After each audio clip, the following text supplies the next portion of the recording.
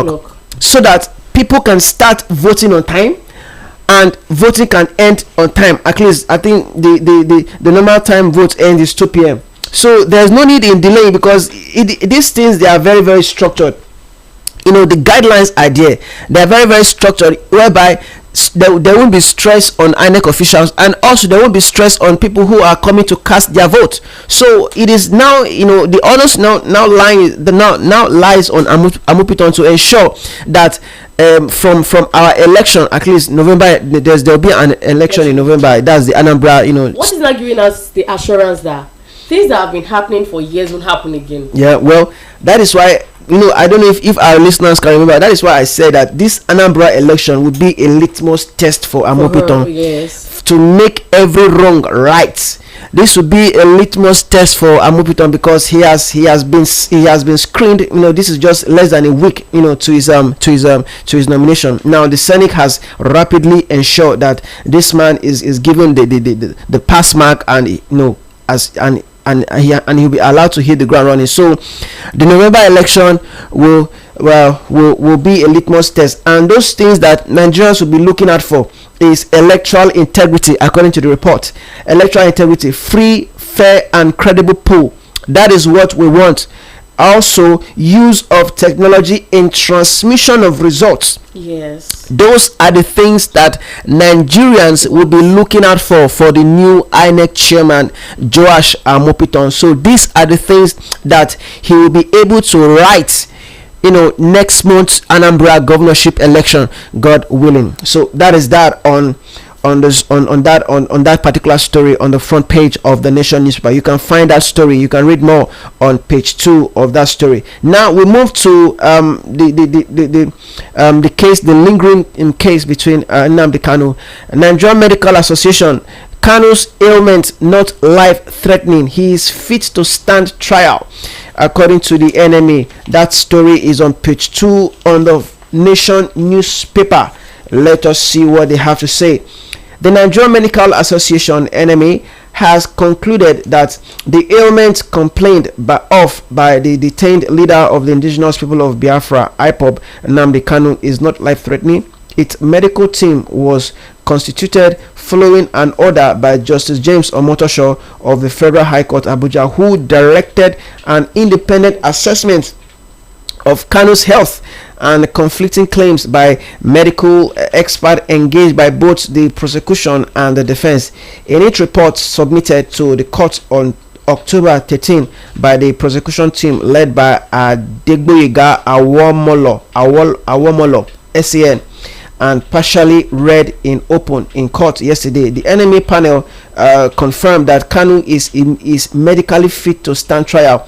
Based on the report and without objection from either side, Justice Omotosho ruled that the defendant could proceed with his trial. So prior to this particular report given to the NMA, there were claims by Kanu's representative that the man is not physically fit. There was even time that they requested the court that Kanu should be given the opportunity to travel abroad to receive treatment. But an objection was raised in the court that instead of him traveling abroad, why not? Because we have medical personnel in this country. We have doctors who are experts in virtually every medical field. So why flying him out of the country? Is it a move to evade? Is it a move to stall the case that has been going on for years? So the Justice Omotosho, in its wisdom, the court in its wisdom, said that okay, now we have medical experts in the country. Let us consult them.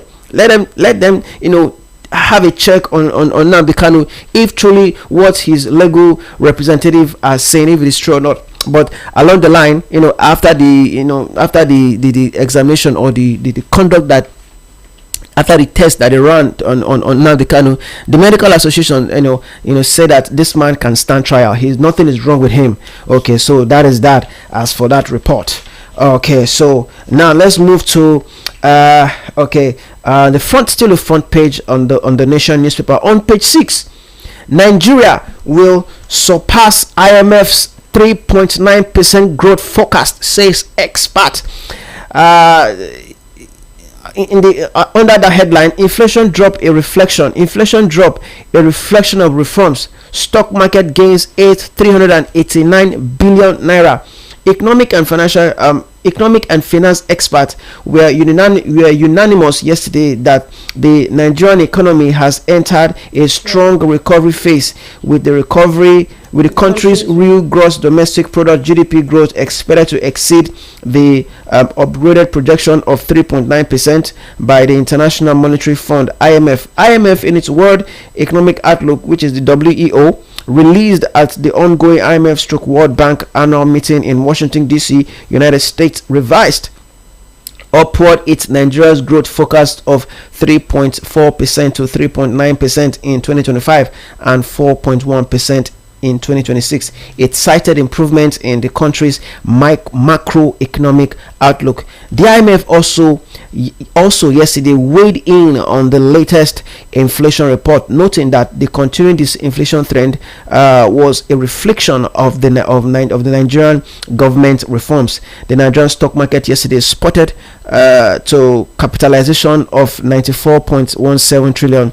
Investors so that is that. So experts are saying that Nigeria will surpass IMF benchmark of 3.9% growth. So that is, if initially it was 3.4%, the Nigerian's GDP growth was pegged at 3.4% before it was revised upward to 3.9%. But hey, experts here are saying that this 3.9% will surpass it. So all right, Nigerians, Lagos, if you're just joining us, this is Overt Radio.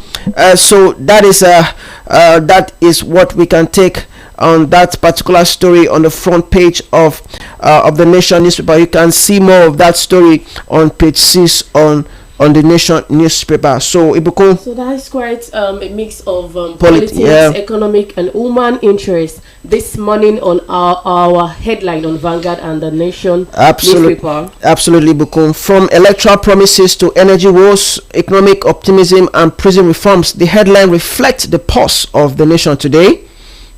And that is where we wrap up what the paper said for this morning. Remember, you can grab a copy of this Vanguard and the Nation for the full details. Yes. Okay. Up next is political current affairs analysis, where we bring you analysis of what has transpired in Nigeria's social scene in the last 48 hours. So we will be back after this short break. So I want you to stay tuned. We'll be back. Thank you.